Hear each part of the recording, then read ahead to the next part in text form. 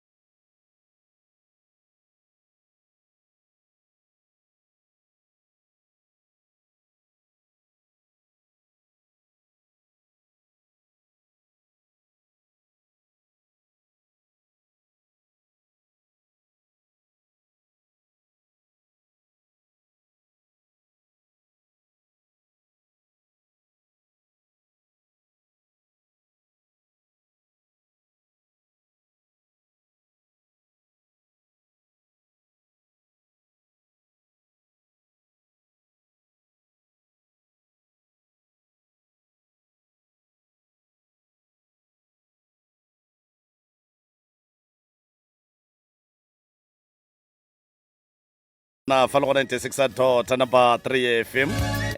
re be re sa tsentšha mme ka fa mme e lego mmago kgaribele le bolelago fa a bolelago gore ba godile ba godiša ke koko mma ga senke a ba gona maphelong a bona go ya ka polelo ya lekgaribele o bolela gore mma bona o na le mokgotsi wo a ntšhanago sainong le yena gomme nako e ntši o ifetša a le kowe mengwaga dikgwedi dino sepela a le kowe gomme a lebetše gore o šile bana ka gae gomme ga lebetše gore o šile bana ka gae kgaribele go ya ka polelo ya lekgarebe o hlalosa gore bona jwale ka bana ba mme ba kwa bohloko kudu go gola ba sene mme kgauso le bona kgaitšedi ka ke kgopela gore o e tope gona mola ga gore ga le kgone ge le monyaka ga le kgone go mo kereya o qhubele naye phambili yeah vele umama always makahamba asikhona ukuthi sikhulume naye cause ukhona ukuthi eze la ekhaya aphethe ifone then masekahamba akafoni akathini uyathula masimfonela ifone yakhe ayisangeni khishwa ama battery khishwa ama sim card so that ukuthi thina singakhona ukuthi sikhulume naye umama wahamba wayale la ekhona asikhona ukukhuluma naye ifone yakhe ihlezi icimile umama siyamkhumbula siyafisa sometimes ukuthi at least sizwe ivoice yakhe sikhulume naye but asikhoni cause ifone ihlezi ivaliwe ifone ikhishwa ama sim card ifone ikhishwa ama battery asikhoni ukukhuluma nomama and masifonela ubaba lo ahlala naye akafuni ukukhuluma nathi akafuni ukuzwa next evela kithi njani cause uhleli nomama and obvious mama siyamfuna siyamdinga sifuna uba naye ubaba lo ahlala nomama wakho niyamfuna nina njengabantwana bakamama yebo asina problem naye asina inkinga naye inkinga yakababa yini akafuni ukuthi nikhulume ngefoni yakamama akafuni ukuthi sikhulume ngefoni kaMama and obvious mama masingamthole efonini yakhe we are trying ukuthi at least sithole yena masithole yena siyazi ukuthi siyakhona ukuthi at least communicate no mama but izinto lezo azenzeki asikhoni ukumthola umama. Ngizokhuluma ukuthi umama akanayo i-ID. Kahle Nabantwana laba abanawo ama certificate. Abanawo. Ngicela ukuthi uthathe ilokha nje le uyise lapha kumama. Mama, ngwana walawula ka wena. Ngiyamuzwa. Umntwana lo uyakhala uthi wena uyahamba ekhaya nohamba isikhathi eside mabakufonela abakutholi ifonini. Ngiyaba kunjalo. Kunjalo mama. Why ubayenza so? Bona isikhathi ilokho nje ngibezile bona ubhlungu. Bona abantwana bami. Lokho ngiyakuvuma. Bona bangifonela. Manje mama asiphenduli imfundo. Yini into yenza ukuthi ungamani ube ne-ID ngoba ugogo unayo i-ID? Bengahlali la ekhaya. Bohlala kuphi? Bengihlala kulo baba.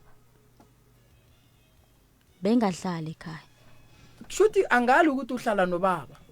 Mara indaba ukuthi umuntu abe ne-ID into ebaluleke kakhulu ngoba umsebenzi uzothola kanjani? Abantwana nabo angeke ngibaholela abantwana ngoba abanawo ama birth certificate. Ngiyavuma. So inkinga lento le. So lo mntwana lo akhuluma lo unayo wena sesi lokha nje ID. Anginayo ID. Birth certificate? Birth certificate nginayo but angenziswanga uyumama. Ngenziswe umunye umama ohlala le Metleyback. Ngine certificate ye-ID anginayo. So abantwana laba mama esikhathini esiningi uthatha isikhathi esingangani ukuthi ube nabo? Isikhathi? Yeah. Ukuthi ngibe nabo? Yeah. Ngoba bayakufuna abakutholi. Kunjalo bona bangifuna bangithole. Yini into yenza ukuthi ungabe nabo? Bayenzeni labantwana? Phela labantu abantwana bakho kumele ukuthi ubanikeze isikhathi mama. Ngiyavuma. Lo ukhulile uyabona ukuthi isikhathi la afike khona manje amadoda bazomfikela uzoba eduze nalokho namadoda. Uzogcina ayenze izinto ezirong ngoba umama wakhe umuntu kumele ukuthi amnikeze ama advice akekho eduze. Ngiyakuzwa. Nami ngiyakuzwa lokho baningi ngeke eduze. So bafuna mhlambe maybe sizo abakhona ukuthola ukuthi mina ngikho eduze kwabo. So yini into yenza ukuthi wena njengomama ungabanikezi isikhathi? Yini? Phela kumele ukuthi kube nereason yokuthi why mina abantwana bame ungabanikezi isikhathi njengomama wabo angisho. Ngiyakuzwa. So inkinga yini mama?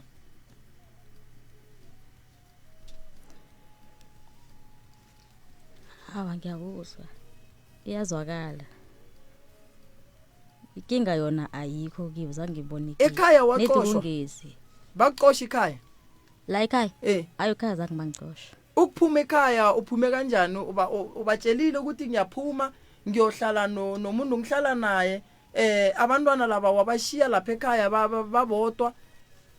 or uphume njani ekhaya? Yazi mama ngiyakhona ukubona ukuthi ikhona into ikhona mara awufuni ukuyitsho.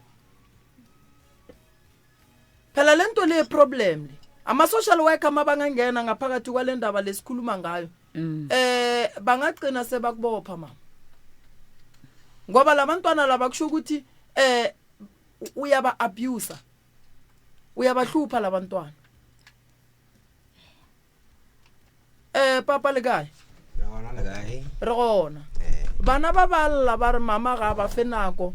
Bana ba balla ba re mama ga ba dirishi di ID. Bana ba balla ba re ga bane na kwa mma go bona. Bana ba re bane mathata ba hloka motho a ka bolela le bona. And then ge ba santse ba bolele le mma go bona. Bana ba re no go ntshiwa di sim card mo di phone go ntshiwa di battery mo phone. Taba ile na le itse ba jwang pale ka e karabela ka gore ye ba bolelang ka yona. Ke le thoka ina. Ge ke thoma go hlakana le yena. Ke thoma go hlakana le bona. Ebe ke dula ka Seabuso. Seabuso mo ke be ke dula ntse. Be sali di gotlane bona ile ba babedi. Go kopaneng le nna ga bona. Wo mma go bona. Go be go ne le mo a beng a thupilwe ntse. A dula ka mo motseng wa monnowe ba re o be a ba khiella ka ngakong. A ya go disha dikgomo a boa a ba bulela e be sa le digotlane ke a bona ba ne 6 o mongwe a ne 7 gona moo mara bao ba sa tsene sekolo ke tlhakane nabo mola se a buswa mo di-RDP ya ba mo go bose ka ge ke tlhakane le mmago bona o gatlhane le mme wane bana ba bakae a ne ba babedi ba ka mo dikgomong ile ba bakae ba ka mo go monno wa go diša dikgomo ba senele ke o le kgaitsedi age taga apilo mme wa bararo ko waka wo wa bararo re mo kgweditše e šetse le morago re dutše ka ku se a buso re ile ge re le ka kua ka nako ke itlo boela gae gore ba kgalayo ba go nyaka ka gae o dutše nageng go riaiwang ke tlogile ka ya go mmatswale ka mmotša kare nna ke a sepela gae ba nyaka so ke kgopela gore ke lokolle ngwana lena a tla a dule le lena ke a tsamaya ke ya gae ke tla fele ke itla ke itlo ba bona mmatswale o ile a mphetola a re tsamaya nae mokgonyane ba lwa le ausi age o mmatswale go file mosadi o a re sepela le mosadi o ka gore mosadi o le ausi ya gage ba lwa wa latela mosadi wa ka a re ba lwa nna ne go lweng ga bona ke le gone bua la šala yo thupiwa o be a tšhabile mo gabo juano o gatlhane le nna ga boa ya ba ka mogore phela be ke dula nae RDP re le ba babedi ga gabo go ntse go le gona a sa kgone go ya gae bana ba ba dula le koko wa bona le gona ba tswa mo ba tswang ba le ka moka a ne le bana ba gage ba babedi ba re ge ba fihla bana ba ka kua go mokgekolo yena a tla dula le nna re dutse mola RDP mola ke a bona go tloga 2014 go fihla mafellong a 2014 ke a bona 2015 ke ge ke laela mme ke re ke a sepela ke tafele ke itlo ba bona a re aowa mokgonyane tsamaya le yena ba lwa ka mogae ka mo so ge o ne le yena kua ke tla no bona ka bageno tšatši le ba etla re ile gae ka fihla ka mmega go mmegeng ga gona gae ba thaba ga go bothata ra dula fase ra ba le bophelo yo e leng go bane re ke tlila gone bothata re dutse ra dula ka tle ka re ke yo ba hlola ka kua re ba tlogetšeng se ka RDP ka kgotša ba khurogile ba se gona ba le black ke magana go bušwa so e se ke tseba gore ba ile kae go ba le ka mokgwa e leng go bane ke swara matogo gane ga re bja kae ke thwele e mmeleng ka re ge ke boa mafelo a beke ka kgwetša se gona a sepetše o tšhabile ke tla ruile kua ke a nyakišiša ka re ke fihla ka kua se a buswa gape ke botšišiša go ba le o mongwe tlhokaina gona mo ke beng ke dulantse a re mothowe ke mmone ba dula ka magana go buswa mo strateng sa Soresheng tsamaya o re go fihla mo o fihla Soresheng o tšeke ka la go ja theogo le kwa tlase kua o tla re go fihla kwa pele o tla bona gone le Apollo gona mowe o be motho e leng go bane wa nyakišiša o lebelele gona fao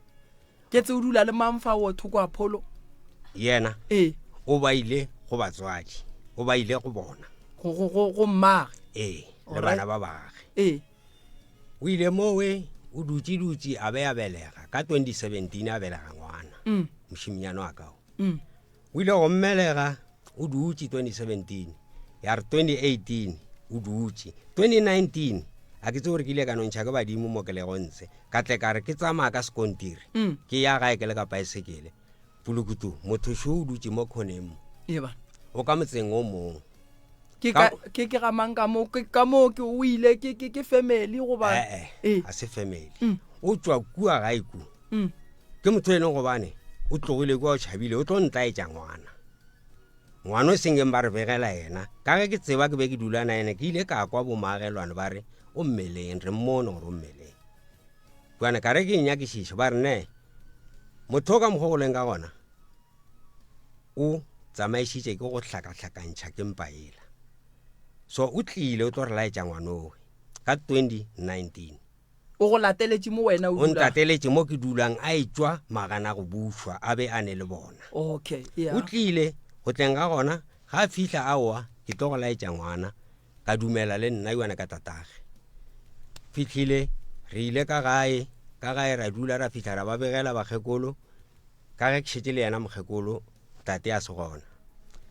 ra malaetša a lebellwa ka moka bo motswala boragadi ba mo lebella ba ntebelliša ka mokgwa ba lebellang segologolo sa bona ba re ke yena seina se ke ina sa boragadi age seina sa borangwanage ke boragadi wa yeah ba ba ntaetša le maoto a ntshe gore maoto a ke a ragadi ago ka thaba ka seo ka dula nae a ke tsebe gore kua o tšhabile nna ke tseba e tlo ntaetša ngwana go ile go ya o dutse matšatši a makae a e tla go le bontšha ngwana o dutse go tlogelela 2019 so ka ge a be a ile a dula le rena sebaka le gone o a lo tlile o re ne ke tlo dula le lena ke tlo laetša ngwana o dutse go tloga 2019 a e tla go le bontšha ngwana fihla ga jwale napile gomme a e seng go fihla ga jwale ka 2021 mathomong ka ba motho ke leng seabuswa e ke le ka kwa seabuswa complex ga a tswella wo kgaitsedi age go ne le moshimane ba re ke tlhokaina go ne le kgarebe ke tlhokaina batho ba ya ba ile ngwane ba mpona mosadi wa ka metsebe ke tseba monno ka ge re phela ka moka ya ba mtho e leng go bane o re go nna o re sebare sa ka le kae re gona aowa ga go bothata ke dula nae fase mola re a boledišana ka mokgwa re bolelang o mpotšiša ka ngwana wa gabo o re o kae se ke o mmona na phela gore timeletše ke ra wa mtho mo sa timela o gae phela nna tloga mo a re botša re ne le yena ke ne le yena gae re dutse nna le yena le ngwana o tlile a tlo re laetša ngwana so ke dutse nabo gwa tswelela ausi ya ge o tlhokaina ya ba mtho e leng gobane o re nna be šetse re ya khumbule khaya re ya go bega tabe gore motho o timetše ka ge re šetse re kwele gore o ne le yena re fe dinomoro re fele re go founela re bolele nae so ko ba fele dinomoro tšeo gore a founela yena ba bereka saluning ka mola seabuso gore a founa nya go tseba gore o founiša masogana mangwe o re ke bo malome yage ba tshošetša nna ka gore o dutse le ngwana ga borena a wa monyala rena re le bo malome yage re tla fa o ka re aowa ka moyo mmotse tlang ka gobane molao gona solankana a dutse mo nna ka moutswane sa mathomo ke tlile nae ka tumello ya mmage o tlogile ka morago ga moo a ya gae le gona a ya ka lebaka la gore re nyaka go tle re itlo lefa mpa yeo a imile go ngwana rena ka yona re tlogile le ba gešo a le kua ga gabo ka ge re šetse re go tseba ra fihla fao gwa iwa ke ne ra ngwane la abuti le o mongwe wa bo motswala ngwana rakgadi re fihlile mowe go tša le lethabo kgaitsedi a bona o mogolo mme a le gona le mogala yo mongwe tlhokaina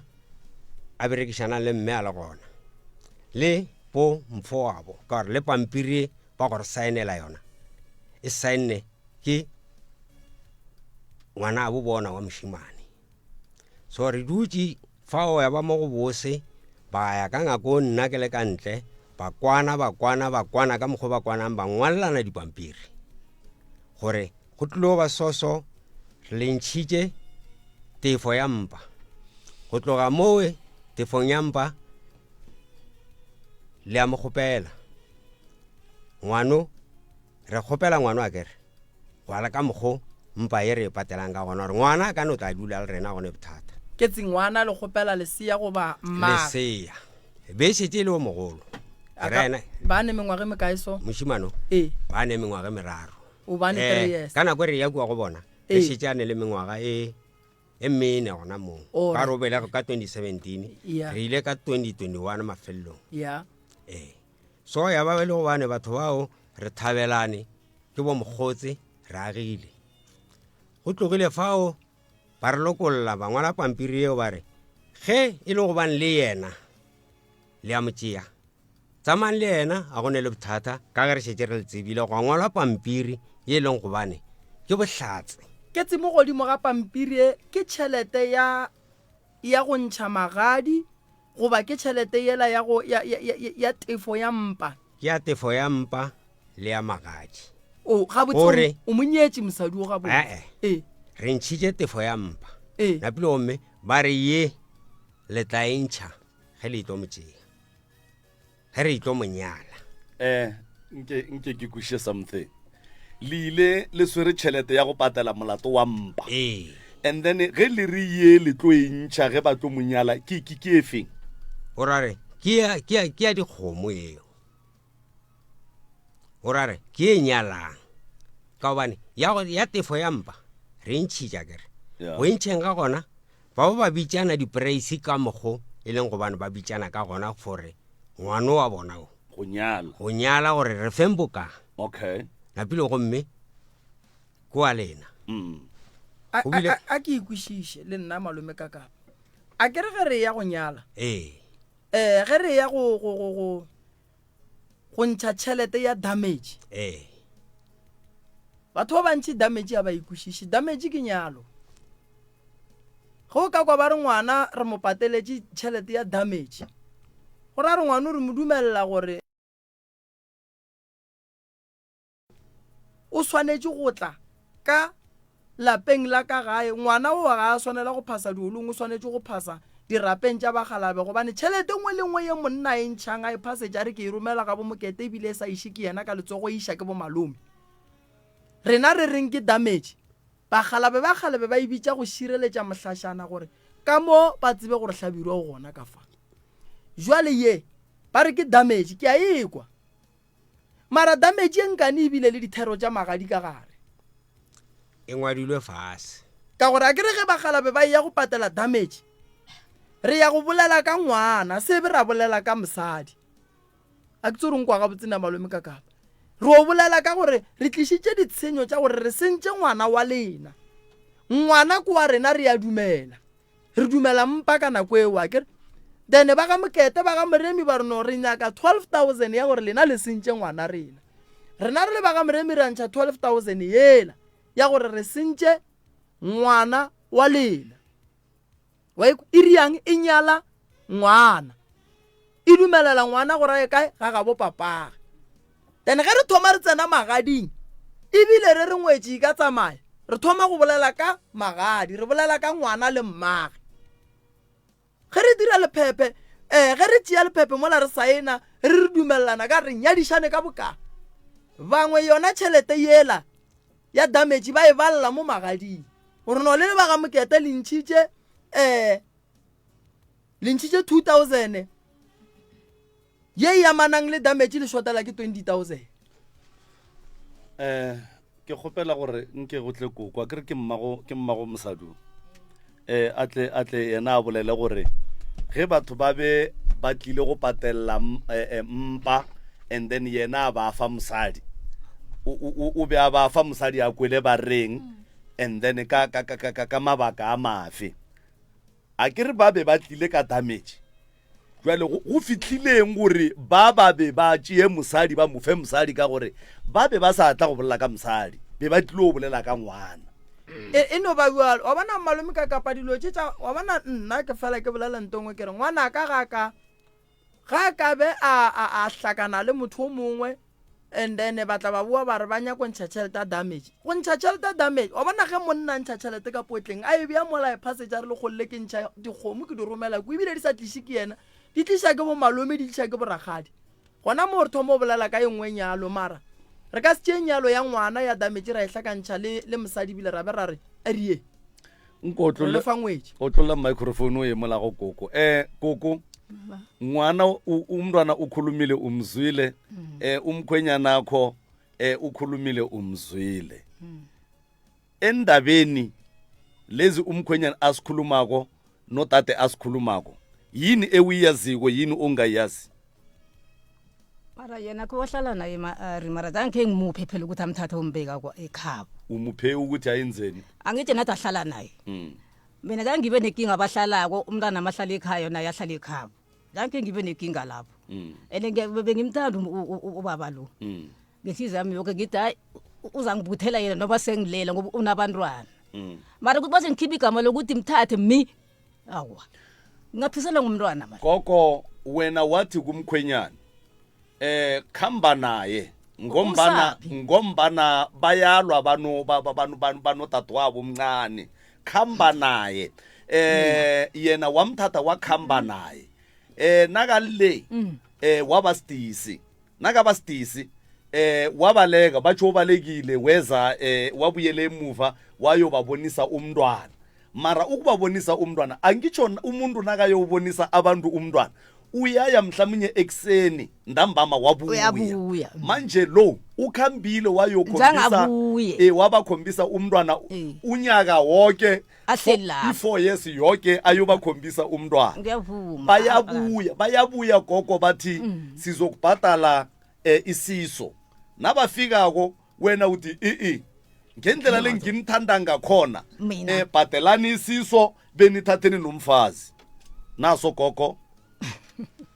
gogo ngiyasika umhlobo mina ngisho njalo mina ithi ngikubulise gogo thokoze mntwana ubaba uthi yena wathuma abomalumi basekibo ekhaya bafika mabafika abomalume bebeze ukuhlawula umntwana or bebaze ukulobola umfazi bazohlawula umntwana bahlawula umntwana mabaqeda ukuhamba ngubani watsho ukuthi ngahamba nomfazi lo nomntwana wakhe akekho umuntu koyakhipha igama lekhaya besikhona sonke baba ngisho nabo bhutakhe njengeke basho bathi sibari mthathi maye mina ngathi ngimdala kangaka ngiyokhipha igama ngiphisana ngomntwana nami angakalotsholwa ngimuphe temi yakhonakala lapha khulunywa lapha liyakhonakala manje ukayiphethula ka gore mpa ukayikarabela ka gore nka te karabela ka gore go ile go ngwara pampiri ya bohlatse ya saena ke morwage bala ka magana go bušwa ge ba gešo ba tlile fao pampiri eo ya bohlatse e be ngwadilwe le ntšhitše boka le nyaka ga boka le ka sepolana e mongwadi ke le ntšhitše bokae pa re ntšhitše 1000 ranta ya go hlaola ngwana and then ba re le shota ka bokae ba be ba mmiditše 5000 mosadi o ba mmiditše 5000 e ngwadilwe fase pampiring ye leng gobane le gone bua le sa le gona pampiri ya ntse ya bohlatse bjo e leng gobane re ile raya tatabo ngiyacabanga ukuthi bomkhudlwanyana ngo-2021 bosele umkhudlwanyana man uyazini ngesikhathi lesa abantu bekhaba babeze ekhaya bazokhuluma ngomntwana bazile bona ekhaya into bebayizele ukuthi bazokuhlawula umntwana ilasborn leyasekhaya and beze baphethe 1000 for ukuhlawula umntwana leyo ukuthi basho ugogo uthe bangathatha umama bahambe naye ayikho into efana njengaleyo right ayikho and mina into engifunako nje ukuthi angisho yasho ukuthi mama gulu yasho ukuthi amaphepha weproof akhona ngabe ukuthi uze nawo siwabone amaphepha weproof lawo la kubhalwe khona ukuthi umama bangane bamthatha into efana njengaleyo malume kakapha kinya kobutisha mo mama kahle umntwana ahlawulwa ore ubaba lo kumele ukuthi abhadaliswe idamage ubaba akabhadaliswe idamage ngomntwana oqala prof bhadaliswe ngomntwana oqala ngwana boraro wa tseba kakapa ngwana boraro motho o patedishwa damage wa tseba re mo go diragalang prof ne go na le nnete e sa tsweleleng ge ngwana wa bobedi a patelelwe damage ngwana wa patelelwang damage ke ngwana wa mathomo wa tshenyo ya ge o sentše mosadi and then go tloga mo wa bobedi go fitla go wa bo 10 a go ne tšhelete e tlang ba re ke ya go patela damage because already go ya ka botho mosadi wowe ga e sa le kgarebe ba ga botate ba dirile phosho ene lebaka la gore ke re ba ga botate ba dirile phosho le bo malome ya tate be ba swanetse ba moeletse gore ye re e dirang ye ke ga e kgonege ka baka la gore Makoti o ne le bana ba babedi ko pele wo kwa boraro. Ntwe nna ke e bonang ke e naganelang gore e diregile ebile be e le kgopolong tša bona, bano be ba paletse ke go e bea ga botse. Ene ba re ge ba fitla ka kua ga bomme ba a kry-a ka ga bomme eno ba ka ga bomme ke batho ba modimo, mohlomong a ba tsebe selo jwale ka ge e le gore batho ba no se tsebe selo ka nako nngwe.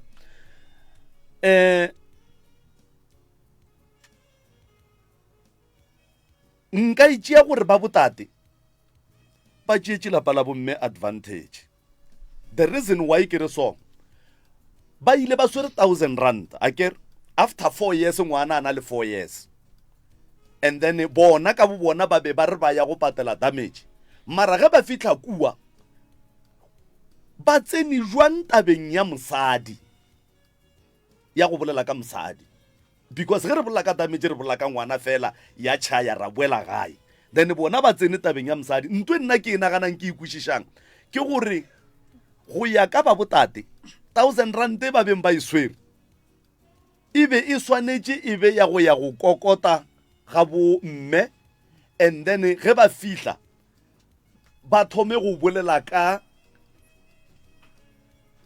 nyalo ya mosadi e seng ngwana, cause ngwana already a go sa kgonagala re ba ka bolela ka yena because go swantse go bolelwe ka mosadi o e leng gore already o dula le bona. So ba ile ge ba fihla kua ba thoma ba nagana gore go ra re ntwe right e re itletšeng kapa e re swantšeng re e dire ke ya gore re bolele ka mosadi. Ene ge e ka ba ke nnete tate gare pampiri e bile gona ba boletše ka mosadi, and then a re tsebe gore na nnete ke efeng ye seng nnete ke efeng. Mohlomongeng ke be tate a ile a bolela ka mokgwa a swere pampiri ye re iphurulle re e bale re be re tla tseba gore ka nnete e gona e bile gona. Ene se sengwe se se malome ka kapa umama Mundebele ne ngimndebele alikho lindebele bangalishathisa nge5,000. awa Mundebele amandebele abize emalini baba. Mundebele Amandebele ngemalini akadlali, iyakhishwa imali. ene nenkomo ezikhamba ngenyawo 6 yenkomo ngapha imali. manje nina kuze njani ukuthi gogo nithi nina usesi nimshathisa nge5,000? Akashadiswa umuntu mntanami, imali le oyikhulumako lo mina ngiyazi, mina imali engiyazi ki1000 nomntwana. Danke sifaka igama lo sithi uyathathwa na imali akhona. Awa nayo baba loyo owamukela imali leyo mntwana thana khona ngana uyazikhulumela manje akekho akahlali kimi le uhlala enkosini. Papa awa nakwe mina ke kwile o bolala gore be go ne le thabo le legolo bo le gona mme o ka runya kwete phetolela e isheng ka mo go mme a te phetolele o ba beng ba monyala ba beng ba monyala.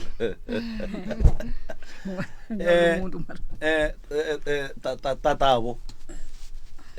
incwadi le ubaba akhuluma ngayo ukuthi bakuchache 5,000 bapha wena ukuthi bakhambe nawe. Uyazini endabeni le? Mina endabeni le ngiyayazi ipampiri. Uyayazi ipampiri? Wangikhombisa yona ipampiri. Wakhombiswa ngibani ipampiri? Bukuphi ngalesa sikhathi bezele ekhaya? Abeze ekhaya obaba. Bekhaba baba lo besikhona. Bowukhona manje na uthi bakukhombisa ipampiri wekhombiswa ngibani? Mo malome ka kapa di sa stakile ka molao ka re ne le kgaetšedi wa tata gore ena ka fa maybe a ka re hlahla yena gore mo go sepetše jwang. ka impa a ke tsebe gore ba boletše jwang. Kgaetšedi dumela. A shepa le gona re gona ra lena jwale ka kgaetšedi ya tate go bolelwa ka mogadi boago fa o ile gore le dula le yena ka mo lapeng la geno. O tseba eng ka go nyalwa ga gage mohlomongwe kapa ka ditherišano tša magadi a gage? aowa ga nyalwa ausi owe o ga nyalwa a seng ke a nyadiwe go diregile jwa gore a tle mo a tla dule mo nna be ke se gona mathomo ka baka la matogo ka mokgwetša ka mogae mara abuti a ra ntlhalošetša re o ka re ga gabo ga gone bophedišwano gabotse jwaleng mokgekolo mmago ngwannyane oe o ka re ena a bolela gore awa ka mogae ka gore šoga a na phedišano le bana ba gabo wene ge go kgonagala o ka no tsamaya le yena ka ga geno awa o la tla dula le yena kry-e le gore a gona bothata e swariwa le gaetsedi lentso la gore a ka tsamaya le yena le boletše ke kuku ba re ke kuku owe mmage mmele ga yena moroka motho re bolelang le yena ke kgaitsedi ya o bolela se a se hlaloseditšeng ke kgaitsedi yage jwale ka nako ye kgaitsedi bo malomeago ba tloga mo ga geno ba iya ga bole kgarebe ba swere 1000 ranta e be ile ya go diang 1000 ranta e be le ge kgarebe yeo e tlile le ngwana morago ga go sepela lebakanyana le letelelenyana ra boa a tlane le ngwana a re ngwane o kwa motho motlišitše ke ga gabo le gona be ke se go nna ka mogae swalong ra re ge re lebelela loswaonyana la ngwana ra bona o ka rawa ngwana ena kwa rena go bolelwa ka pampiri mo ye e lego gore e sainilwe e ngwadilwe gore mogadi wa go ba lefa yena gore a tle a dulele lena empa tšhelete ye ba le tšhatšitšeng yona ke boka o a itse ba pampiri yewe o pampiri ke ge ba ile ko ba re a re yeng ka 1000 rand re o patela re o kwa gore ba rrela ba reng ko entene re kwa gore magadi ba ka re tšhatša jwang goba wa bona dilonyana tse di so o ka re bona ba re ba nyaka 5000 then 5000 eo ya be le gore ba swere 1000 mapele sese ba be ba ile ka taba ya go patela mpa go ba be ba ile ka taba ya therišano tša magadi bona ga botsebe ba nyako go gore family eo e reng mabapi le ngwana o leng mmage nna be re na le bothata ba go dula le mmage o re sa tsebane le ba gabo ebile re sen ra montšhetša selo taba ya batho ba ba ileng kua kore ke tloge ke nyaka gore pampiri e ile mo ga geno e reng gone jwale e re di bile gona ditherišano tša magadi yo nna ke tsebe le gore mo kae pampiri ya gona ke ge nke be le gore ke be ke tseba gore e tlo nyakiwa ka intšhetša nyanyeng ya be le gore ke a e bala ke a le botša gore e ngwadilwe jwang mara wa e tseba yona ena ke ile ka e bona e ka ba eng e o ka e gopolang e ngwadilweng pampiring ntle le go nyaka go e bala ke no gopola ge ba re kore ba ntšhitše 1000 and then go šetse 4000 a ba ngwala dikobo a ba ngwala re go shota dikgomo a ba ngwala re go nyakega paki ya ratswale a ba ngwala re go nyakega lepara a ba ngwala re go nyakega kuane aowa tšeo a di a ngwadiwa dane nke re tšweng mo pampiring ye pampiri ye e tletše ka bošaedi fela ka gore prof ge kore re nyaka go eletša batho ka nnete ge batho ba ile go boledišana ka dithero tša magadi re tšhatša ba bo monna price ge re fetša go tšhatša ba bo monna dikgomo tše re di nyakang and then bona ba re go rena rena re tlile re gapa tšepedi kapa re gapa e tee e napile rena re le ba bo mosadi ra re aga re amogela kgomo ye le shota ka kgomo tše 8 go fa mohlala ge le shota ka kgomo tše 8 napile re ya ngwala go na le thipa ya go tlhaba kgomo go na le selepe go na le jase ya mokgalabe go na le lepara la mokgalabe go na le kobo kore dilo tša mohuta woo jwale pampiri wa e kwa gore ga go ne le nto e tee ye e leng gore e tšweletše mo dilong tše e leng gore di swantše di nyakege wa bona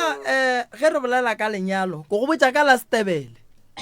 a go ne Motebele o ka monyalang ka 5000 Matebele a nyaka dikobo onkwa go botša ka Matebele a se be ra bolela ka dikgomo ba nyaka dikgomo ba nyaka magoga ba nyaka tšhelete sentse wa peshe ratswale papa Matebele a ba bapale sa tlo reka le bo masibitsi o reka matebele di a boa malome kaka o ka senyale ka 5,000 matebeleng ke tswa lenyalong la matebele beke ye yona sontaga ye mogotsi ya ke ba nyala ka mo Thabana Mahlala lenyalo la Setebele o ka se a gone mosadi wa Motebele we neng gore no metha motse wa gabo o jwang o ka se o tsene ka 5,000 so lengwalo leo le ka no ba lebele bolelela ngwana ya ga botse ke la le ka no ba lebele bolelela ngwana ene go ra gore go bile le misunderstanding ne lengwalo ga botse go ra gore go ya ka mogonna ke ikwishang ka gona le ka mogho wena o e byang damage ga botse ba bo mosadi ba nyakile 5,000 ranta go ba bo monna o and then ba ntšha 1,000 ranta ba shota ka 4,000 because ga go ne pampiri ya go bolela ka magadi ye e sa boleleng ka dilo tse nna re bolelang ka tsona mo re ka notla le tsona ka moka ga tsona ra ba botsa batho ra re nke le re ba leng le diswereng ge ba nyala kgaitsedi ja lena go ba ge lenyala basadi ene le gona wa tseba malome ka kapa mo bophelong go jwang ge ke dula le mosadi nka se re ko nyala ngwana a go kgonege re ratana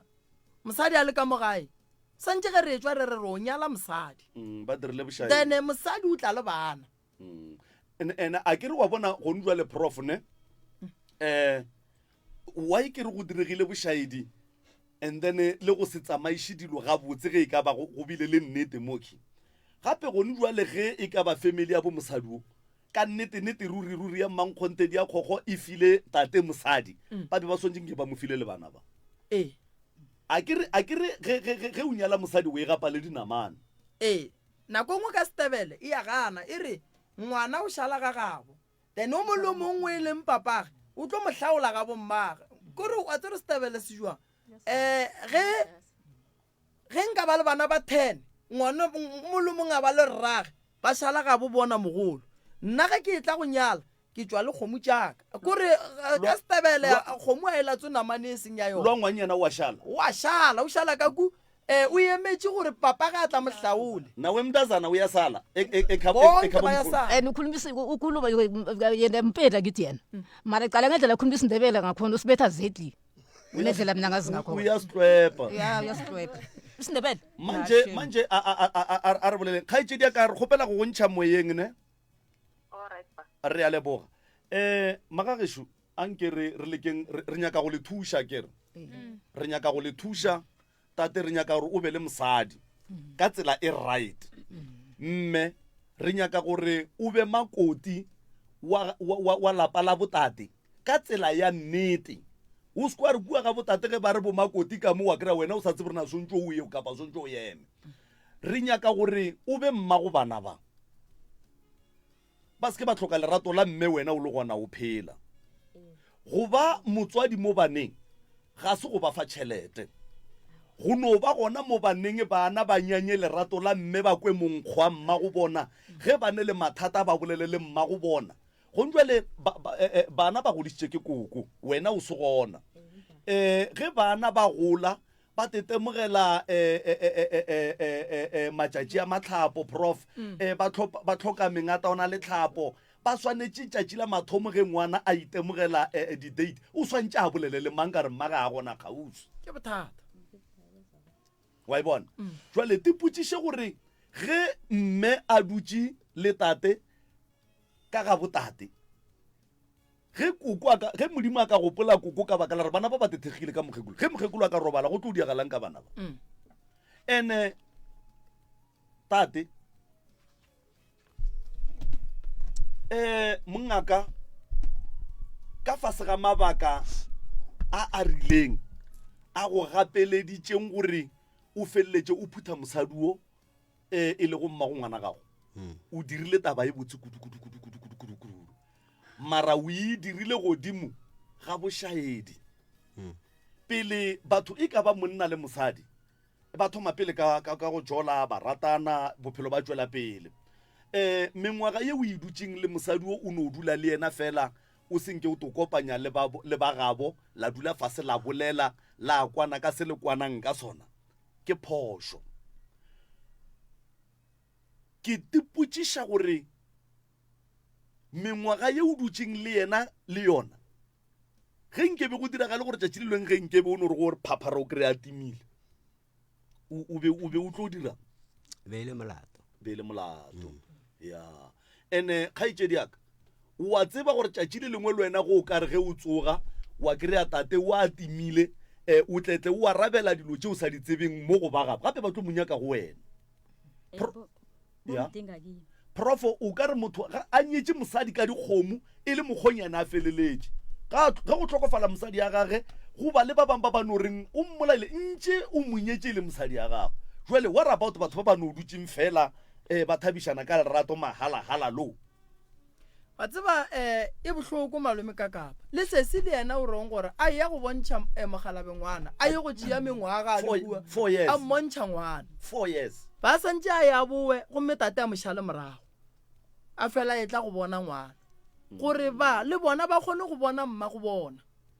and prof as they said mme ga ne pasa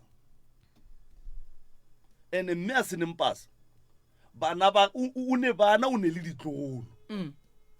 bana ba gaga ba ne di pasa ditlogolo a di ne di certificate mokgekolo o ne pasa go bala eng gore a tšeiše morwedi ya ge pasa nke le iarabeng e ka araba ke mang e ka araba ko wena okay ugogo akana problem thatha umama ID i-problem ukuthi umama akahlali nathi endlini full time uhlala nomkhozi wakhe and umkhozi wakhe masimfuna umama simfuna ukuthi abuye endlini azothatha i-ID umkhozi wakhe uyala akafuni next masimfonela ifoni yakhe ayingeni itsila ikhithwe i-battery or i-sim card net for ukuthi singamtholi umama akana ID just because of uhleli la ahleli khona masimfuna asimtholi nke re bolele le tate ke inye ngwanesho o lekileng go e dira gore mosadi o jwa le ka ge a dula le wena a le ka fase ga tlhokomelo ya gago le maikarabelo a gago o lekile go dira eng mohlomongwe ka go thušana le family gore a kry-e pasa le keng gore a kry-e pasa re ile wena mme ke ra le yena o kgaitsedi bolela nae re ile go mme ra kgopela gore morago ga ge re ne ngwana ka ge ngwana ba se ne le karata ya tleliniki so ka lebaka la gore a ne le pasa mmage ene o be le go kua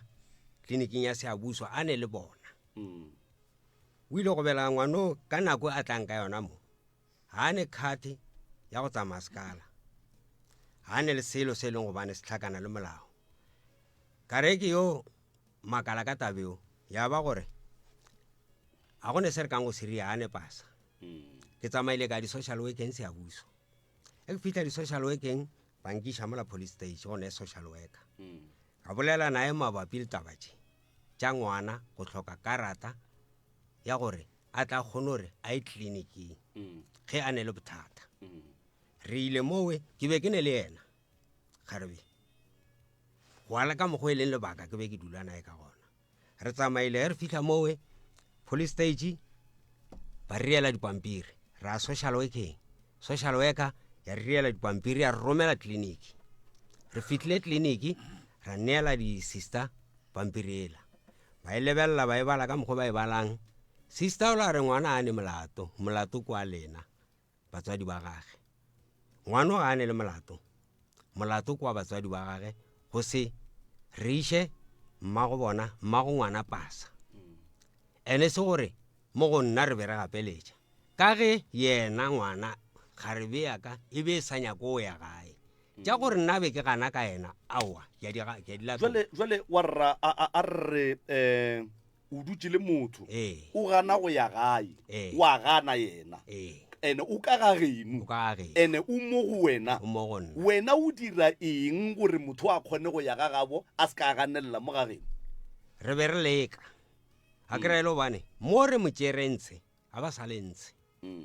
ba re ba ka magana go bušwa o ile a ba kgwetša go ba kgwetšeng ga gona o dutse le bona moo go thoma 2016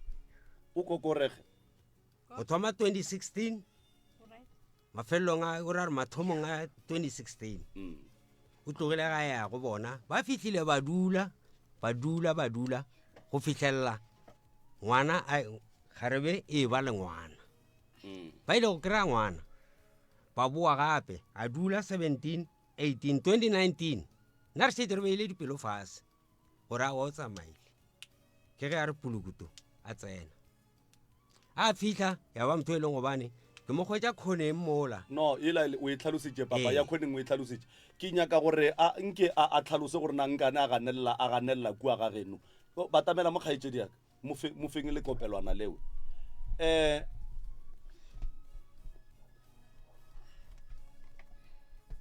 tatabo ekhaya la uzalwa khona wena unekinga nabantu bekhenu? Awuyikinga nabantu bekhaya mina nginayo. Awunayo? Cha. And then into iyenza ukuthi ubaleke ekhaya ubalekela ku boyfriend yini? Ubaba lo phela angibiza. Athi iza ekhaya. Mara ngangibizi right to aphele afona.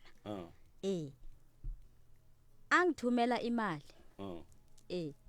Lokho kona ngiyakuvuma. Angikwali. Angithumela imali athi khwela uze la ekhaya.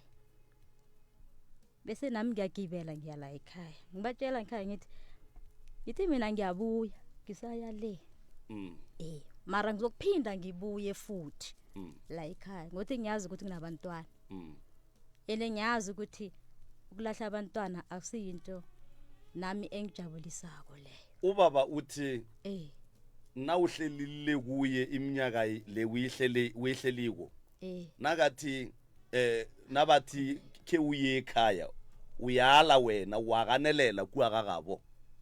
wa uganelela metseng ya batho ne le gagemo ba khuluma phela angikhaneleli lapho wenzani awa into iyenza ukuthi uthathe isikhathi eside uhlala ekhabo baba unelikhenu la kwasa uhlale khona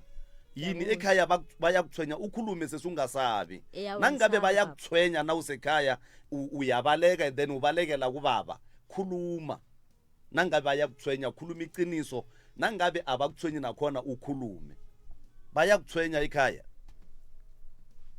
awa usesami lo omncane ngikhuluma iqiniso lo omncane usebenzakho yena waphela athi no thina ukuthi uyahlala le asinakinga mara buya ekhaya ngontole bekayilwela ngikhuluma lapha ekhaya ayilwela athi buya ekhaya unabantwana ukuhlala lapha le ngamagula thina sali ukuthi uye ungaya mara esinye isikhathi ubuye ungahlaleli sakudile ngothi lapho hlezi khona awakalotsholwa malume kakapha awakhishwela sesi uneminyaka engaki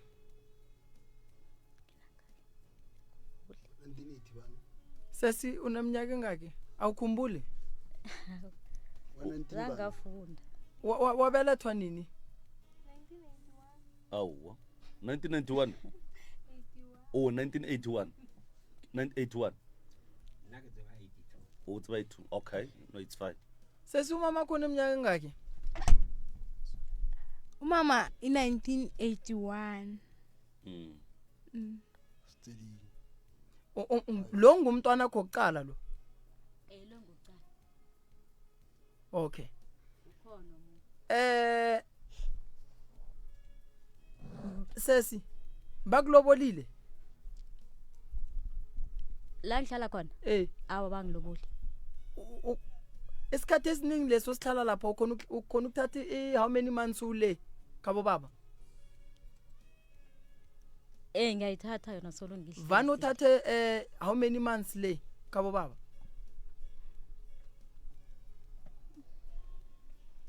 inyanga ezingaki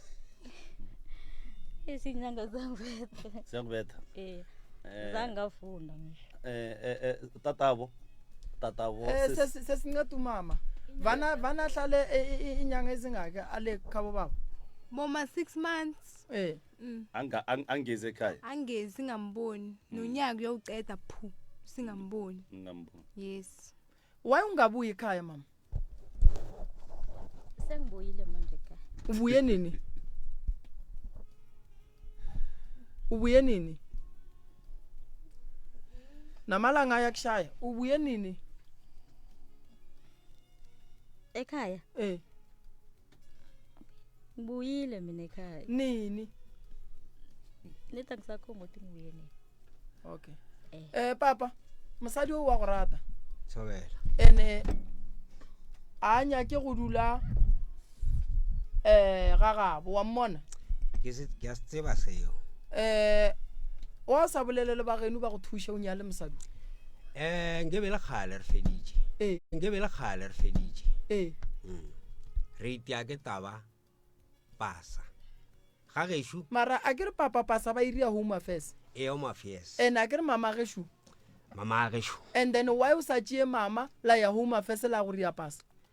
ke lile thata ka yona tabeo le yena mme ke ya go yena le gona mo mmabosemo ke ile gantši ke rela gore le ile la ya home affairs nna ke ile ka ya le kgarebe yaka a ke re home affairs santše le ele mama bao ba se gona gausi le gona be ke iša ke eng home affairs ke taba certificate sa ngwana ke kgopela go tsena ka bogare tate a ke kwešiše karabo ya gago ge o re nke be ile kgale le feditše go nyala mama le betha ke taba ya pasa go ya ka wena o nagana gore go fa ba bomma mohlomongwe ge ka ba banyakile 20,000 o ba fe 20,000 ke nagana re mo ga go nyakege pasa moo gore ya nyakega gore family ya geno e dule le ya gabo fase go nyakega lena a go nyakege pasa gore o ba fe tšhelete ya go nyala ngwana bona a go nyakege pasa gore o ba fe dijase dithipa tšeo tša go diang lenyalo o ka kgona go le dira le be le felele mme o a se ne pasa and then tša dipasa o tlo o di dire ka morago ge o ya kua home affairs o ya go nyaka go saena o mo direla pasa gore e be mmase mamang semmušo tsamaišo ya magadi go tloga mathomong a gone mo ba nyakang pasa ge o patela di-catering gore o nyale mosadi a gone mo ba reng re fe pasa mara ke kwa wena ore nke be ile kgale re feditše ke betha ke taba rane pasa e go thibela gore o dieng gore ke saene le bona ba saene le ke gore nna le yena re saene go swana le ge go ile go ngwala pampiri ye ge e le go bana mohlomong le be le ka kgona le ya gona kua ga yeo ba engwadile jwang ba e saena jwang pasa e se gona ke se ke sa stevens seo ka gore ke be ke le ka koloing ba tsene ka gare ge re nyadiša ngwana pa a re ngwale di-id number le dipasa a ke re wa bana go ntšwa le wena o ne le mosadi le dutse ka mola gae ka moreng a go nyakege pasa jwale le lenyalo le bjalo a le nyake pasa wena go njwale pa santse o bolele le ba gae le nyale mosadi wo le ya mo tseba ndane ga a tlile ka gae le tlo kgona go thuša mosadi wo gore a be le pasa ene le gona mo le sa lokiša tša lenyalo a go ganege gore le thušane ka gore le le ba ka gae ba bang ba geno le nyakele mosadi o la pasa le bana ba ka gore gonjwa le one mosadi a ne pasa mosadi o ga thoma a e ba mmeleng bana ba le bereka buang ka bona tleliniking ka gore pasa a e gona mara se se šalang o tlo ima mosadi le tlo mo imiša pasa e se gona go swana le gone o ala imile a senae wa bona gore ke bošaedi wa le bogolo gore mosadi o re gana go monyala re ane pasa mara re mo imiša se ne pasa mo e leng gore santse a go tsena ka diofising tše ba nyakang pasa ebile o re apeela a se ne pasa o kolomaka a se ne pasa mara ge re swantse re monyale re nyaka pasa tšeo ka moka ga tšona nka di fetola ka gore re thomile ka go boledišana ka tabeo ya pasa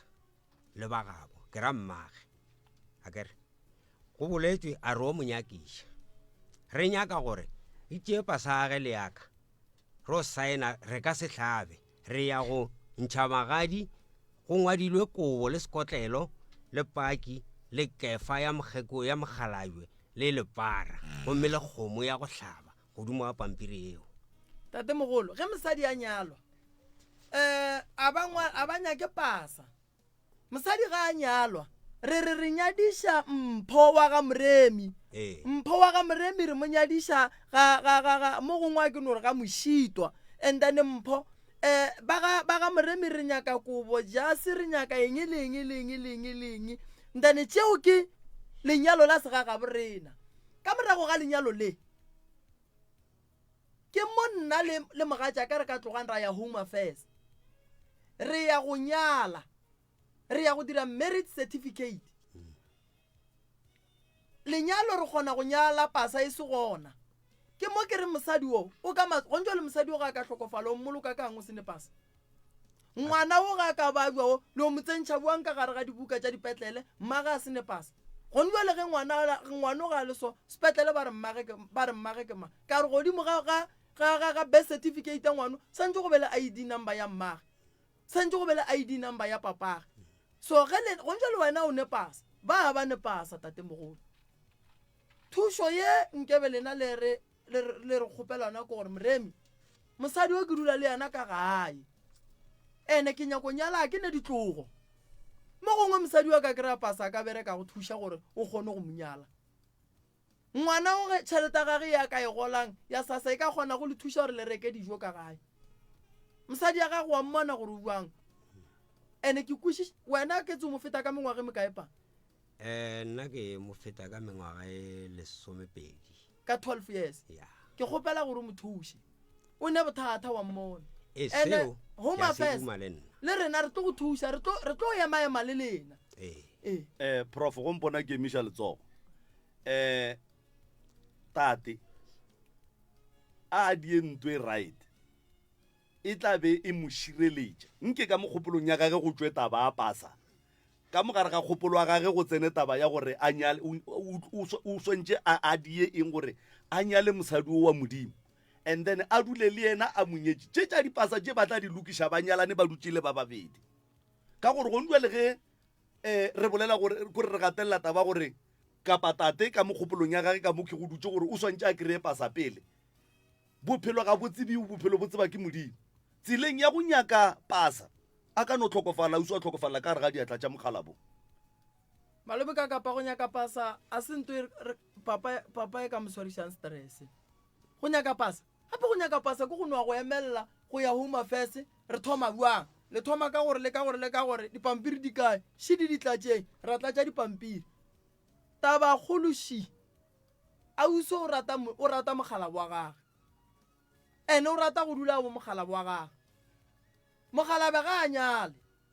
ga a palela ko go nyala a o se buela ga geno gobane mmago le bana ba gago ba go nyaka and then a ye go yena ka go moetela a ye go yena ka go moetela o se kwanape o ya go no dula tlhenkge gape monno kore ke nyaka go bolela nnete ya go di feta ka moka a le mo monno lebaka la gore a se ka kitimiša taba ya go nyala ko gore a hloke selo ga a go nyaka a nyaka magogo a umo ga a nyaka tša go ja o mosolla bogo ba go fiša ga a nyaka go hlatswetša gore apara kore nto ngwe leng o ikry ka bogausi then lebaka la gore a bolai ke pelo go nyala ke eng le nna beng ka se go nyale no le nna beng ka se nyale wa tseba se se nna nako ke nyala mosadi aowa nka se prof go ra gore tate ga a fapane le banna ba ba nyetšeng basadi cause dilo ka moka ga tsona tše banna ba ba nyetšeng ba di kry-ang le yena wa di hwetše jale wa ya swantše a nyale nna ge ke nyala mosadi malome ka kapa ke romile banna ba go kokota ka tšhelete gare ge ke boa ke re mosadi ola e tla ga ya raowa gape le ba re le kokotile ka gore ke le ge ke ntšhitše tšhelete ba re molao wa gana ba re le kokotile ka re ge e le so gone ge ya ke ntšhe deita lenyalo mosadi ola a riang a dutše ga gabo monna mollo mongwe nyaka mosadi ya gaga a dula mo ka kwešiša gore mosadi ola ga a dutše ku a ke tlo lokane ka ntšha dikgomo ka go monyala jalo wena sesi bothata ba gago o dutše kae ga gabo mogala bo o tšhabetše mathata ka gae wena o swanetše gore ba go nyale ore if a ba go nyale boa gae bana ba gago ba go nyaka gobane go bohloko go botša ke ngwana so gore wena mama wa nyalo o duletše mo o dutšeng gona ene pantwe e santše morute ntongwe gore re bolela so le kgono ga gone lehu nkebe re bolela so wa humotše nkebe family go tsogetše matlama kae go duane wa mo kwa kokušu o reng go file mosadi o re nna ka go fa mosadi ene prof ene prof ngihlukumeza ngathusela ngumntwana mara ene prof batho ba swantše ba tsebe wa bona ge go ne le mathata ne re bona maloko a family a re sa tsebeng ba tlhogo tša go fiša a ke re go nwele tate o no tseba ba fela le barwa ba gage di ba re tša gage ba babedi ba bararo ge o a ka humolao go tla tswelela maloma ge o rra ngwana ge o mongwe wa hlogongwe ya go fiša tša go tlotlo ba re mokgekolo o mofile a re e be ile tša lena tšeo na re tsene selo mfelo mo go mokgekolo shoro ngaphana ngomntwana na sesi wena ga botse why o sa nyake go dula ga geno sondelanyana ma sondela wa ungafuni ukuhlala ekhaya uthanda ukuhlala nobaba baba lo dala ukuthi ngihlala naye manje into ukuthi imuthi ngiyele ngokuhlala naye nami ngibona ukuthi ibanzima ukuthi nginabentwana ngihlezi kuye le ngisho khona ukuthi awukhona ukuhlukana naye angikhona ukuhlukana naye mara ngesimo ngenziwa abantwana ukuthi nginabentwana uyamthanda ubaba lo ufuna ukuba naye mara i-problem bantwana ukuthi nginabentwana kodwa sengibuye ngizobona abentwana tate a re latlheleng ka mogore ka gona ga re nyale mosadi wa tle ka gage a mantši a ke nao ke theditše seo le nkeletšang ka sona a re thušaneng tate mogolo ke theditše se le nkeletšang ka sona ka gore ke duma re bolele le ba ka gae re thušaneng ba tseba lenyalo ge o mong ka ga ya pallwa a gona motho a ka no dulang a re a nyake o nyala ge o mong a palla re a thušana re a kukana ra nyala se nna ke kgopela modimo gore a go fe sona tate mogolo ke dipereko ge mosadi a go rata o a go rata ga re ke dutse go tate gobane o nkgapeletša go dula le ena o re ke dutse le wena ka gore ke a go rata ene a ke kgone ene gore a re mosadi o moswere gabotse a wa re dutse gabotse jale dulang gabotse o hlakela gore makoti a kgomo tša tate ke tabe e botse abuti re eletšana jwale ka banna ga se taba e botse go dula le ngwana motho o sa monya ene ke kgopela gore taba ya pasa o intšhe ka mogare ga kgopolo wa gago wa tseba re gone dilo tše ding tatene go ka be go diragala gore lebaka la gore mmeo a phele kua go wena ke lona le emišitšeng dilo tša gage tsele bana ba gore dilo tša bana ba di kgone go sepela gabotse ka nako nngwe ge o nyala motho le dula le ba babedi le badimo ba bo mosadi le ba bo monna ba kgona go kopana ba le thuša go wina dilo tše dintšhi mo bophelong ene kgaitšedi ya ka wa tseba re prof ge ke mo lebeletše ke bomme ba le ba go rata monna man kore gabotse kore ba rata monna ko gore ge monna a se gona kgauswi hlogo tše a di be gabotse kore ke batho ba gore ba phele ba swara-swariwa gabotse that is why a sa kgone go dula ga gabo ka gore ga gabo banna ke dikgaitšedi tša gage jale o nyaka wa gage gore ga re ke a phetoga a mothitše gabotse ke motho wa go nyaka wa mohuta woo ene ba gona prof ba gore kore go ne basadi ba bangwe kore ba no ba ka mokgowe ka tlhago ya bona ba nyaka monna kgauswi no gore a re tate o tseba go swara mosadi gabotse tate o ne letsogo tate ne gora gore le go lema wale tate wa tšhimo yona ke a lema kana mabele ke aga mabele le aga mara a ne pasa bothata ke yo prof a re tope batheeletše ka ne pasa e se gona mara ka tšhimo gona mara lenyalo re a tšie merogo yona motheeletši wa motse community radio nomoro ya mogala ke 0648582771 0648582771 le ditheeleditše lene le tate ka fa tate wa uraua ka kapa yawa ke a lema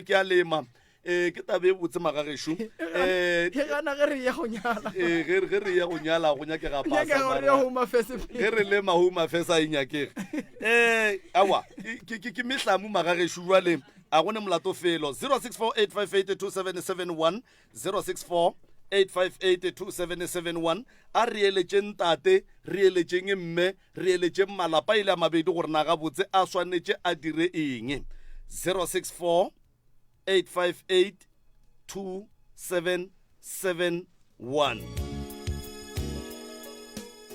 e re nke ke tope voice note sheka fa thobela ka kapa ya radio aowa nna ke hlwaile tsebe ke le ka motsantsabela ke bisto morwa maria tsantsabela thank you ke bo re go theeleditše ya bo re go theeleditše man nna re nyaka maele fa 064-858-2771 064-858-2771 tate šomo magagesho tate o hloka maele go tšwa go lena tate o hloka maele gore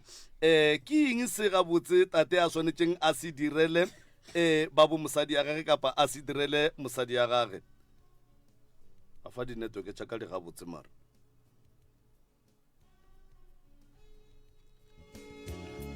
a kuku a ke bone morodi ya go a tla boana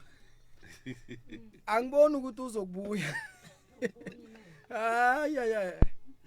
hey mabele tate o ra wa ga ga ne molato nna re tlo thuša tate ka go nyala lenyalo banna ke nto botse banna tate nna se segolo re nyaka go bona phela a thabile wa tseba tate ge ile re dula le mosadi le dutse ka lethabo go bose a go swane le ge nke bo le mo ba re o itia mosadi a go swane le ge nke bo le mo ba re o kgamile mosadi a go swane le ge nke bo le mo ba re wa motswallela go etša o a beng a motswallela ya madishong a boa mmulela ya madishong ga botse wena mme ke gale o di bona wena o go betše like bo hluphana ba kuvalela ba ye kulusa inkomo ba kushiya endlini o bo hlupha be ba kuhlupha gore wena bo hlupha lo baba bombalekela awu nobaba bekahlupha mina nobaba bengamhluphi bekangijiya lapha endlini akhiya umnyanga akuhamba yokulusa makabuya la ababuya la uyabuya ngivulela futhi mara lo baba lo kuphethe kahle lo yena ungiphethe kahle nobaba awuyindawo la koko ubaba sizomnceda okay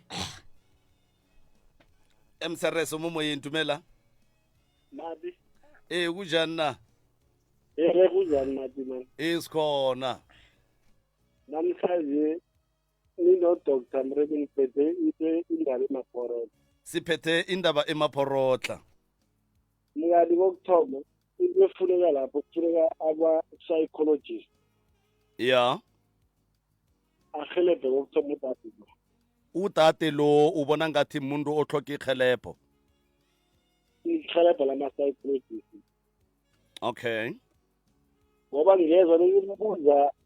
ngokuthi ukomu ungayikhaya ukutshela enye nokuthi ukomu uneminyaka engaki ukuhlakanile ukutshela enye ukuthi inyanga yini nokuthi amalanga ngenini uDr. Mreme uyambuza or-ukukhazi ya noma futhi noma athiwa amalanga mina uwazi nenyanga manje indozo mngani noma esikoleni mina kongitshele la Mati nje ngendoda yelindebele umfazi welindebele uyathathwa nge-5,000 yini na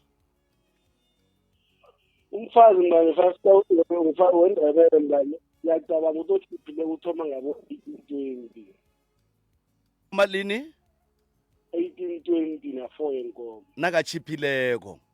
uchiphile 4 yenkomo 1820,000 uchiphile njengendoda mhlawumnye ethetheko unga advise ubaba lo ukuthi ayenzeni kwanje Mathi ubaba lo unenkinga eziningi ubaba wenzani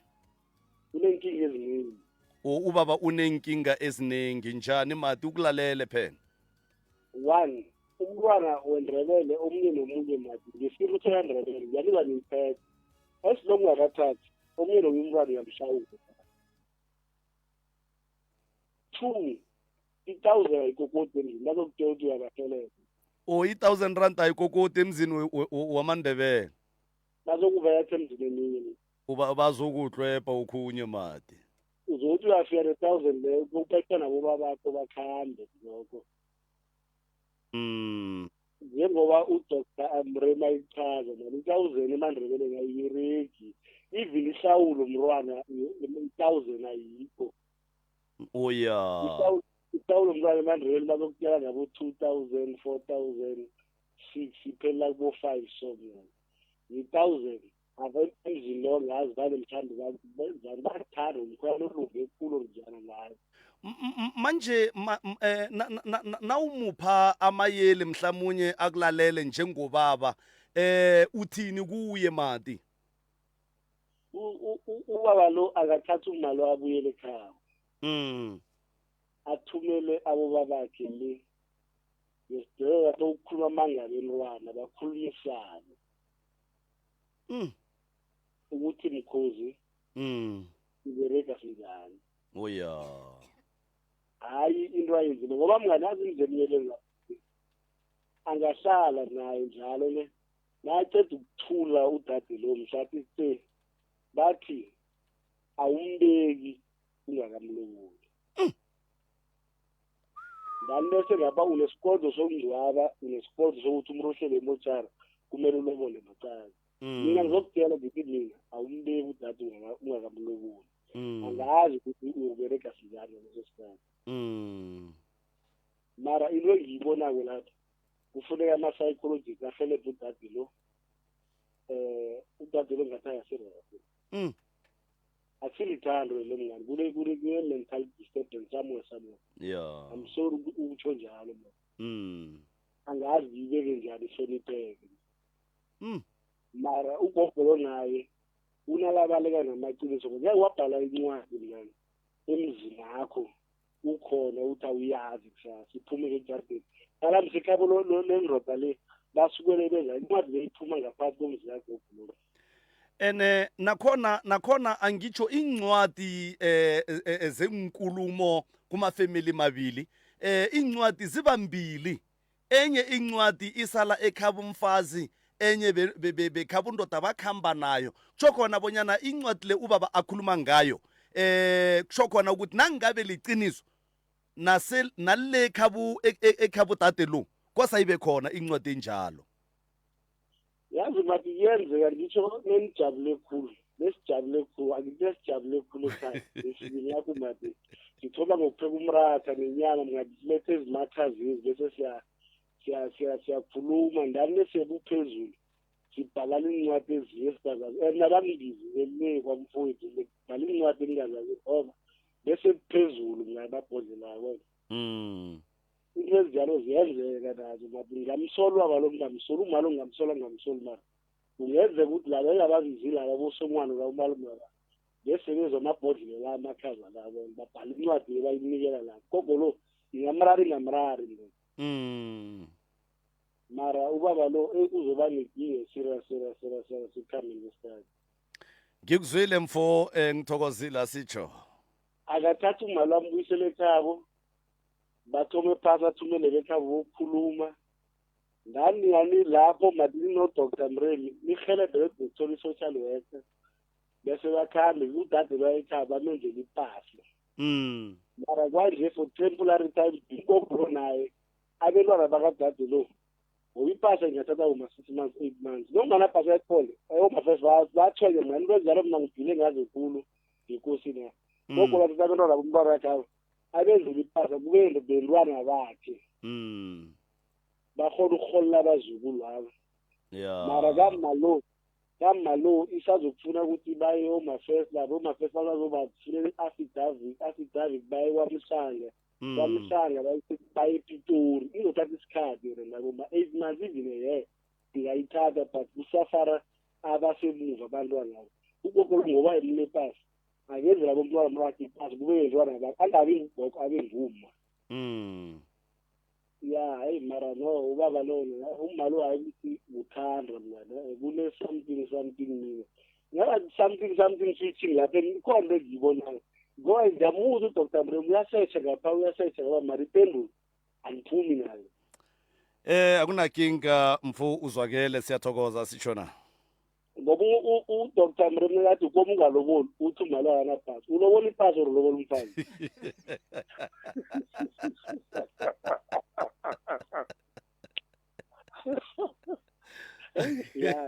yabuya namhlanje ngilele 064858277 MCRS semoyeni akwande. Sanibona kunjani? Yebo sikhona kunjani na? Sikhona siyayizi indaba. Mina ngingayelelisa ngokuthi uma lo akabuye ekhaya enzela abantwana be-certificate futhi batholile kudala bamfuni. Uma akabuyele ekhaya ayokuhelebha abantwana ukuthi bathole intificate naye musufuna ihelebho lokuthi athole ipasa umma lo. Sikostela umaki lo usiza ngoba bamfuna bamtholi. Njengoba bamtholile basebakhambe ekuseni bakhambe bayongenzisa ipasa bangasalindi ukuthi akhambe kodwa. Bangasamlindi ukuthi akhambe kodwa ni. Wakhamba ngeke basamthola kodwa uzele baba kwakhe umama. Mara bamazi la ahlala khona nami ngiyakwazi ngibuya khona namhlanje. Iye mara kosteli nezimsinyazana ngakhamba kodwa ngitho niyazi ukuthi batsho ukuzibana akhamba alahleke aye kuphi kuphi abuye aye kuphi kuphi. Manje sinangalahleka kodwa uzobangena inkinga kodwa.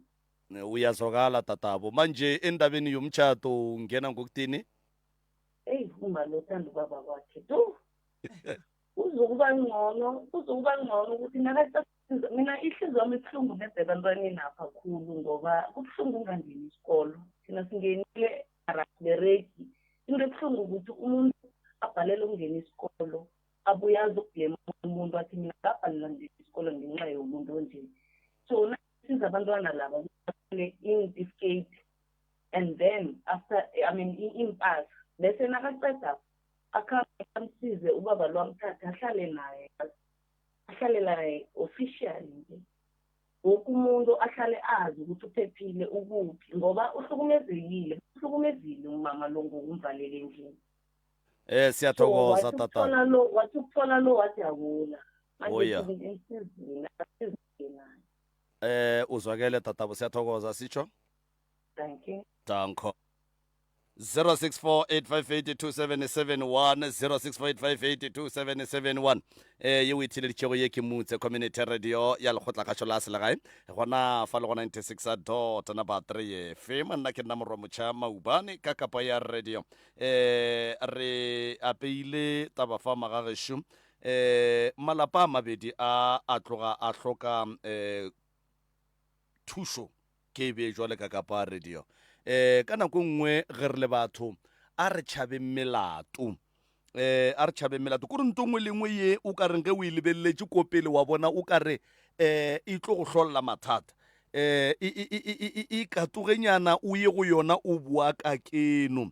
06485827710 06485827710 MCRS mo moyeng dumela. Hello, re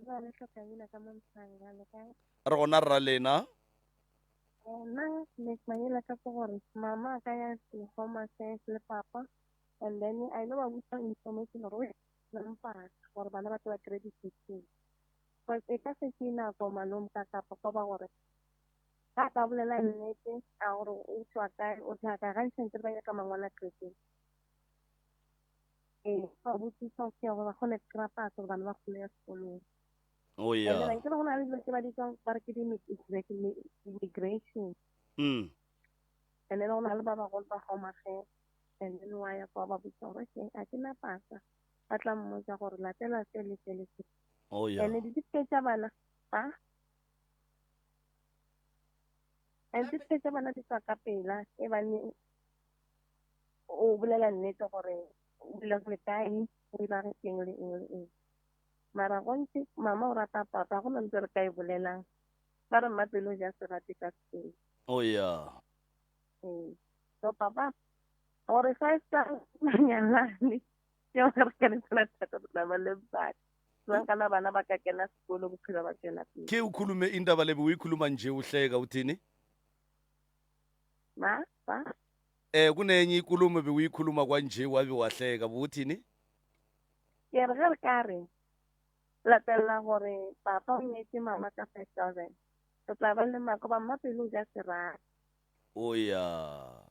So nna ke re ga ba ka no lotisa ba ya home affairs ga masetse ke bana ba tlo ba botsa gore diang la dia eng ke re mama o sa le gona wa mama mam papa sorry ke re sesi mo mogatšong a ke re o sa le mama mmaga go sa le gona o sa le gona ebile o na le pasa mmaga ga ke re a mo tshware ka tswa ba ya go maseng and then o tlo ba botsa re bele go le neng gwa diagalang ba botsa koko pa se nako so ga kana bele go tse ka mo South Africa ba tlo go diragetse gore a se be le pasa oh ya and then bana ke re ba na le di-bese ba teng dikgati tsa tleliniki dikgati tsa tleliniki ba na le tsona bana amakhati wetliniki ba na o bona iye batsho ba nawo tatabo ga ba na le dikgati tsa tleliniki ba ye go mafese and then batho go mafese ba tlo le ke mama ka no bolela nnete fela mafese ba tlo mama ka kry-a pasa cause o ka setse ngwana ka nthweng ka mmo mongwe pasa ngwana tshwanetse tšang ke re bana ke ba mama tshwanetse mama tse ise bana ba gage ka nthweng ka fane ya gage ka nnete le kwa ge kgaitsedi ya kahle and dibese tse tsone di a seta gore mama o ke mmangwana semang ke maele a ka tseko papa ke a leboga kgaitsedi ya ka ke go lebogile kudu nke o be le bošego bo monate ka fao go leboga nna papa thank you ngwaneso ba re bitša monate ka bo papa prof nke o iapeše ngwaneso o iritele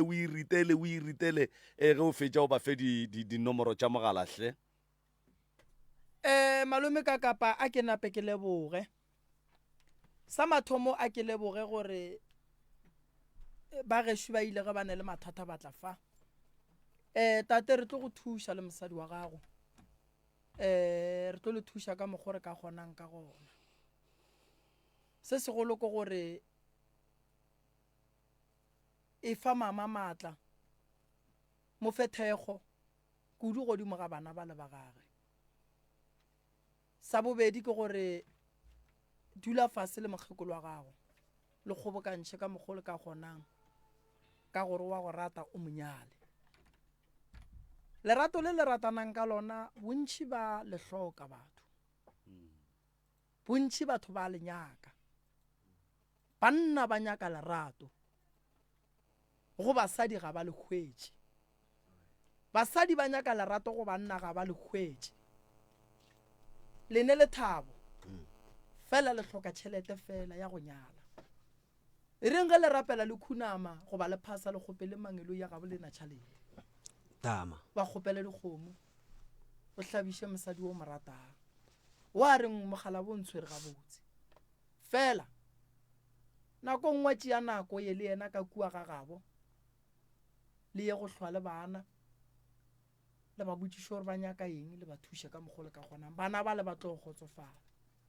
mmago mosadi ga a ne molato o mo swaretše ngwana gabotse mara monyale ka nako nngwe ga o nyaka go tseba family re motho a hlokofale go pala o monyetše ka dikgomo family ya bo mosadi tlo go šikinya gore gabotse mo go riagetšeng ba tlo go iša kua ba go iša kua ba go iša kua jwale o kgaetšedi wa go rata ene wa mmona wa kgona go belega o go belegetše bana bolela le ba ka gae ba ka kgonang ba go thuše gobane o ka se kgone go ahlogana le motho o mo ratang le a palla ko go ahlogana ene le bona la ile kgale le dula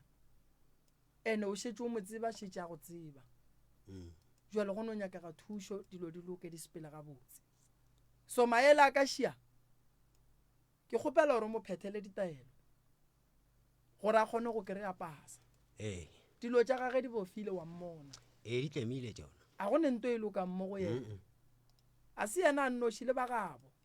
ba hloka ditaelo lapa la gabo le hloka ditaelo ga se lapa la gabotse nke be se wena nke ba timetše gobane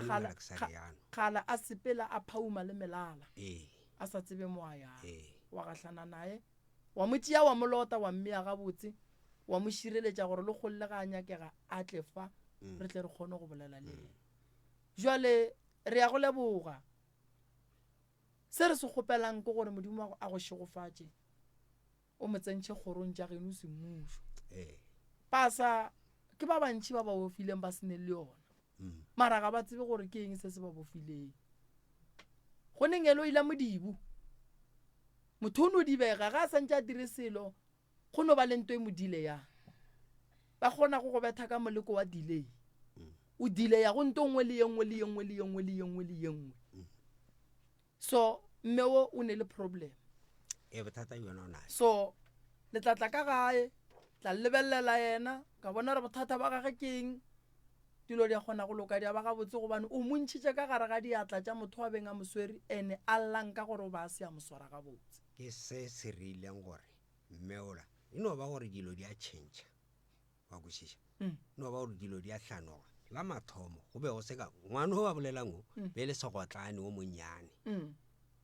wo ke yena le tšatši le ba e tswa kua nke be go ile go kgonagala gore ke monnepe fela o ka se tsogo o boetse mo e leng go bane o ka mokgoo ene mo e leng go bane o kgone o dula ntshe kore nka no re se sengwe le se sengwe yena mokgekolo o a hlanoga mara godimo a seo nna ka gane selo ka gore sho o ntlhanogela ke motheeditše matswale motho wa hlanoga o ntlhanogela ke motheeditše godimo a tšeo ka moka a ile go a dirira yena ke mo phuthetše ngwana nke be se nna le gone buala nke ba sa mtseo re kae ke ra gone buala ka ena kwe e fela tšeo tate a dine taba le wena o bo mo phuthile o sa di dilo tša maleba a kere ba ne phošo tša bona le wena o ne tša gago jwale le tšwela pele go lokiša diphošo tša lena ka ntho e right ya gore wena le wena ka letlhakoreng la gago o kgone go ba safe bophelo ga botsibi mo ngaka go ka robala wena go ka robala yena go ka robala batswadi ba gage pele go ka robala whoever we leng gore modimo a ka mogopola gomme ke tloge ke lile ka yona tabe gore gone buala ka ntlogela ke be ke botša yena matsala gore gone buala ka ntlogela go šala ke re eng ka lo monyaka godimo gaka a gone bothata tate prof nke le ba feng dinomoro fa dinomoro tša ga moremi ke 079 170 9862 or o ka founela 060